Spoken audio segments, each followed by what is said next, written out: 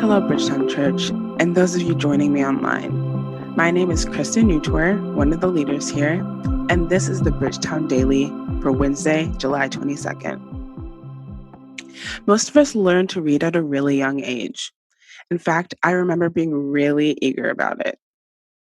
I don't think it was because I liked to nerd out, but that was also true. But rather because that meant I was that much closer to understanding the world around me. All the adults I knew could read. They could see and recognize things about the world that I couldn't. Not for lack of trying, but because I didn't have the tools to experience life in the same way that they were.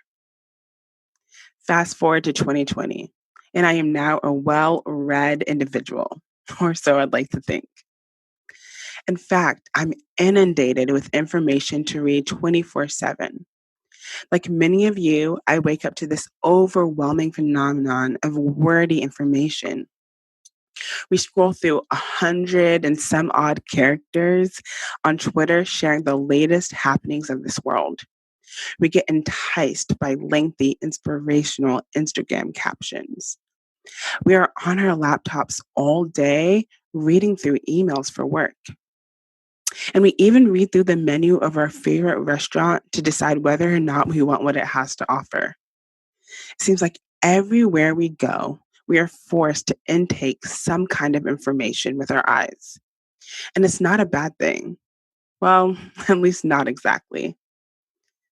The problem lies when we read an earth-shattering headline and then keep going on with our day like nothing happened. With at most a couple good talking points to keep our colleagues entertained.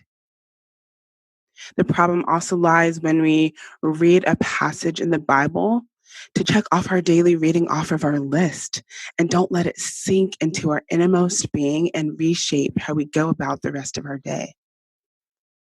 Here's a thought.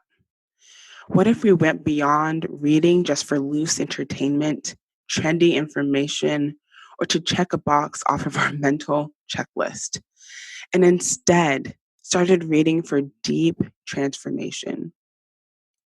This is one reason Jesus used parables so often. Parables were Jesus' way of sharing a message that required the listener to sit with it in order to understand it. Matthew 13 reads, starting in verse 10, "The disciples came to him and asked, 'Why do you speak to the people in parables?' He replied, 'Because the knowledge of the secrets of the kingdom of heaven has been given to you, but not to them. Whoever has will be given more, and they will have an abundance. Whoever does not have, even what they have will be taken from them. This is why I speak to them in parables. Though seeing they do not see, though hearing they do not hear or understand.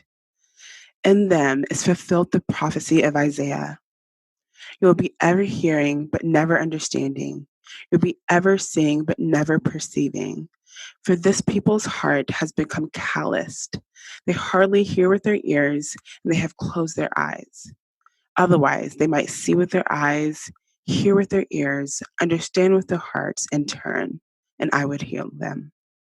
But blessed are your eyes because they see, and your ears because they hear." Eyes to see and ears to hear. You see, at the surface level of almost all of Jesus' parables, it makes for a really good story. But if you start digging deeper, with the help of the Spirit, you may begin to unravel a beautiful message that directly applies to your spiritual transformation and changes your perspective on many things. But to do this, you have to be able to read between the lines. The phrase "read between the lines" originated from people using invisible ink to hide secret messages in letters, and this often happened in the military.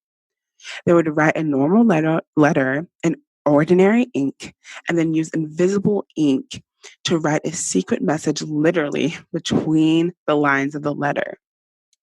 To see the real message, the recipient would have to read between the lines. Today, this phrase is used to describe situations where you discover a meaning that is hidden or implied in the text and not necessarily explicitly stated. So, what if we all made the conscious effort to read between the lines a little bit more, whether that's in our reading of scripture, in our day to day conversations, or in all the other happenings of this world?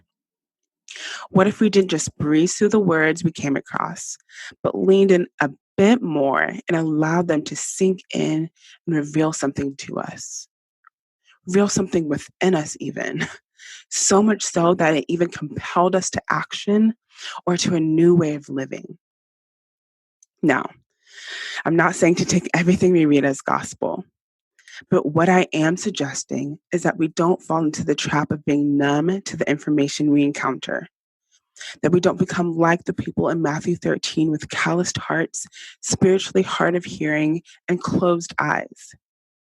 The Spirit speaks not just through the word, but in and through our day to day activities and even through the larger world events.